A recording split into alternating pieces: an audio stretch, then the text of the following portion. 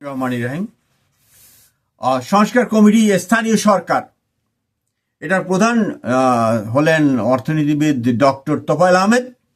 আমার গুরুজন বলবো এই কারণে যে আমি যেহেতু অর্থনীতির ছাত্র এখনো, তাকে দায়িত্ব দেওয়া হয়েছে। তিনি অনেক রিসার্চ করেছেন যে কোনো কোনো এলাকায় 9 জন মেম্বারে হয় না, বেশি করে মেম্বার বাড়াবেন এক একটা ইউনিয়নে। সেটা হইতেই পারে জনসংখ্যা অনুপাতে, কিন্তু একটা ইউনিয়নের যে কন্ডিশন ছিল 9 জন মেম্বার থাকবেন এবং 3 জন সংরক্ষিত আসনে নির্বাচিত মহিলা প্রতিনিধি। একটি চমৎকার সুন্দর ব্যবস্থা মহিলাদেরকে পার্টিসিপেট করার জন্য। 9 জনের মধ্যে যদি আরো 3 জন হয় তাহলে তাদের সংখ্যা হয়ে যাচ্ছে 6 জন, মানে 12 জনের তখন অর্ধেক অর্ধেক হয়ে যাওয়ার কথা। যাই হোক, সেটা হয় না এখনো, বাংলাদেশের 2-1টা গ্রামে হইতেও পারে এরকম। এখন দেখলাম যে উনি প্রস্তাব করেছেন যে এই মেম্বাররা ভোট দিয়ে চেয়ারম্যান বানাবে, মানে গণতন্ত্রের ব্যত্যয় ঘটাই দিয়েছেন উনি এখানেই। একমত না, গণতন্ত্রকে গণতান্ত্রিকভাবেই মোকাবেলা করতে হবে। কারণ আমার যে প্রদেশের যে একটা বিষয় আছে, যে আমি প্রত্যেকটা ওই পুরাতন ডিস্ট্রিক্ট, যেটা মানে পাকিস্তান আমলে যে ডিস্ট্রিক্ট ছিল, সেইখানকার যে চেয়ারম্যান উনি ওই পরিষদের মেম্বার হবেন, প্রাদেশিক পরিষদের মেম্বার হবেন। কাজে উনি হবেন সরাসরি ভোটে। আবার সেই আইয়ুব খান সাহেবের 100 টাকার নোট আর এই মেম্বারদের কথা মনে পড়ে গেল।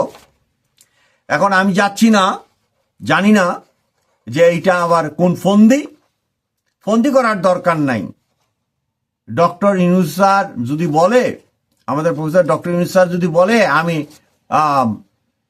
তোমাদেরকে ফেয়ার ইলেকশন দিতেছি বাংলাদেশের জনগণ, কিন্তু তোমরা নির্বাচিত হয়ে আমার প্রেসিডেন্ট রাখো, উনি এটা হইতে পারেন। এটা ওনার জন্য ইজি। উনি যদি বাংলাদেশের জনগণের প্রতি ইজি হন, বাংলাদেশের জনগণও তার প্রতি ইজি, এবং নির্বাচিত প্রতিনিধি যারা হবেন তারাও তার প্রতি ইজিই থাকবে। এই ব্যাপারে কোনো প্রকার সন্দেহ নাই। উনি নাও সন্দেহ করলে আরো ভালো হয়। কিন্তু এই যে প্রেক্ষাপটটা দেখা যাচ্ছে যে এই যে চেয়ারম্যান হবে ভোটে, এখানে টাকার খেলা হবে। বাংলাদেশে হয় এটা, এবং যদি সরাসরি ভোটে না হয় সেখানেও টাকার খেলা হয়, একটু বেশিই হয়। কিন্তু জনগণের কাছে যেতে হয়, কিন্তু ওই চেয়ারম্যান সাহেবের জনগণের কাছে যেতে হয়।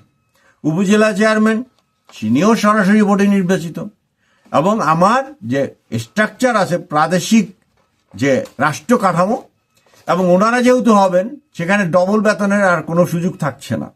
ওনারাই ভাতার বিনিময়ে কাজ করবে। ওই প্রত্যেকটা ইউনিয়ন থেকে যে যখন বসবে সভায়, যে হ্যাঁ আমাদের যে এই যে আমাদের প্রদেশ বা আমাদের স্টেটের জন্য কোথায় কি কাজটা করতে হবে, তো ওনাদের একজন ইউপি চেয়ারম্যানের চেয়ার ভালো কে বলতে পারবে। উনি যখন সদস্য হয়ে যাবেন উনি সেভাবেই বলবেন এবং জনগণের পক্ষেই কথাটা বলবেন। কাজেই এই, এবং আরেকটা হলো এই যে প্রদেশ স্থানীয় সরকারের আগাম ইলেকশন, এটা দেখা গেছে যে ওই জিয়াউর রহমান সাহেবের সময়ে বা এরশাদ সাহেবের সময়ে দেখা গেছে যে আগে স্থানীয় সরকার আর একটা ইলেকশন করে তারা যে নতুন দল করলো, সেই দলের একটা মোটামুটি ভাবে কিভাবে পরবর্তী ইলেকশনটা করা যায়, ওইভাবে স্থানীয় প্রতিনিধি তাদের মোটামুটি তাদের অনুগত লোকদেরকে নির্বাচিত করে সেটা তারা করেছিল। আমার কথা হলো যে আমাদের যে নতুন একটি ছাত্র সংগঠন থেকে দল করার কথা হচ্ছে, সেটার প্রভাব এই যে স্থানীয় সরকারের একটি কাহিনী তৈরি করার চেষ্টা করা হচ্ছে, ঘটনা তৈরি করার চেষ্টা করা হচ্ছে, সেটাতে এর ফলাফল প্রবেশ করবে না, এবং না করাই ভালো। অবশ্যই বিভিন্ন কারণে আমাদের জাতীয় নির্বাচনের দিকে যাওয়া উচিত, কারণ যতই সংস্কার সংস্কার করে বলি, এই কোনো সংস্কারই কাজে আসবে না যদি না বিজয়ী দল এইগুলা উপরে কাজ করে বা মেনে নেয় এবং সব কিছু মানবে, এরকম তো প্রশ্নই আসে না। কারণ তারা তাদের মতো করে দেশটাকে গড়তে চাইবে, ভালো হোক বা মন্দ হোক। এবং আন্তর্জাতিকভাবে যে চাপ আছে, সেই চাপের থেকে বেরিয়ে আসার জন্য, কারণ প্রতিবেশী বৃহৎ রাষ্ট্র ভারত তো বলেই দিয়েছে যে তারা এই অন্তর্বর্তী সরকারের সাথে কাজ করতে চায় না বা সহযোগিতা করতে চায় না।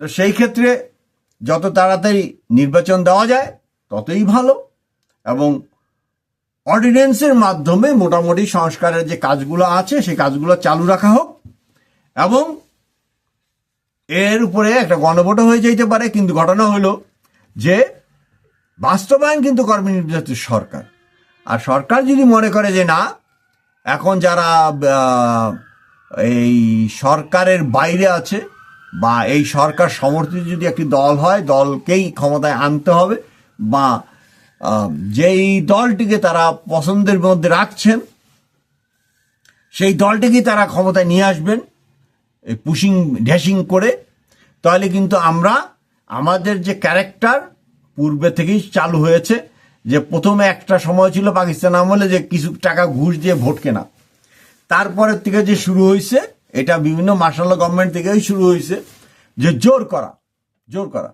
আগে যদি 1% জোর করা হইতো 1% সিটে, তো যাই হোক সেটা গ্রহণযোগ্য 1% সিটে, এটা বঙ্গবন্ধুর সময় হয়েছে এই মোস্তাক নিয়ে। তো এই 1%, 5% আর 15% তো এক কথা না। তা আমরা বুঝতেছি যে অনেকে অলরেডি বলেও ফেলছেন যে ডক্টর তোফায়েল আহমেদের এইটা তো দেখা যায় যে সেই আইয়ুব খান, তার মানে আইয়ুব খানের ওই সময়ের এই সমস্ত কাহিনী ঠাহিনী ওনারা ভালোই জানেন, এবং সেদিকেই চলছেন কি না, তাহলে তো সেই কথা একটাই দাঁড়িয়ে যাচ্ছে যে কয়লা ধুইলে ময়লা যায় না। আমরা দেখলাম যে আমাদের যে বর্তমান যিনি প্রধান উপদেষ্টা, তিনি তার নাতির বয়সীদের নিয়ে একসাথে উপদেষ্টা পরিষদ করেছেন। খুবই ভালো লাগছে, কারণ নতুন চিন্তা চেতনার মানুষ, তাদের আইডিয়ার সাথে যিনি আইডিয়াটা মিলাতে পারছেন সেটা ঠিক আছে, কিন্তু আবার back to A mouse again এটা যদি করে তাহলে তো ভালো হইল না। কাজে আমরা আশা করব যে জাতীয় নির্বাচনটা চলে আসুক আগে, এবং নির্বাচন স্থানীয় যে নির্বাচনগুলো আছে, লোকাল গভর্নমেন্টের যে নির্বাচন আছে, বলতে গেলে আমার কথা হলো যে এই যে প্রদেশের যে আইডিয়াটা আমি দিতে চাচ্ছি, এই 24টা, এগুলোও হতে পারে ওই দলীয়ভাবে নির্দলীয়ভাবে, বোথ ওয়ে। তবে ইউপি নির্বাচনটা কোনো ক্রমেই দলীয় আবরণে দেওয়া উচিত না। ইউপি নির্বাচনটা দলীয় আবরণে দেওয়া উচিত না। উপজেলা দেওয়া যাইতে পারে, উপজেলা দিলে কোনো সমস্যা হওয়ার কথা না, উপজেলাটা দেওয়া যাইতে পারে, কিন্তু ইউনিয়ন পরিষদ পর্যন্ত কোনো প্রকার রাজনৈতিক ধ্যান ধারণা ছাড়াই দিলেই ভালো হয়। সবাইকে শুভেচ্ছা জানিয়ে শেষ করছি। বাংলাদেশ মানব জোটের পক্ষ থেকে আমি কাজী মোশাররফ হোসেন। আসসালামু আলাইকুম।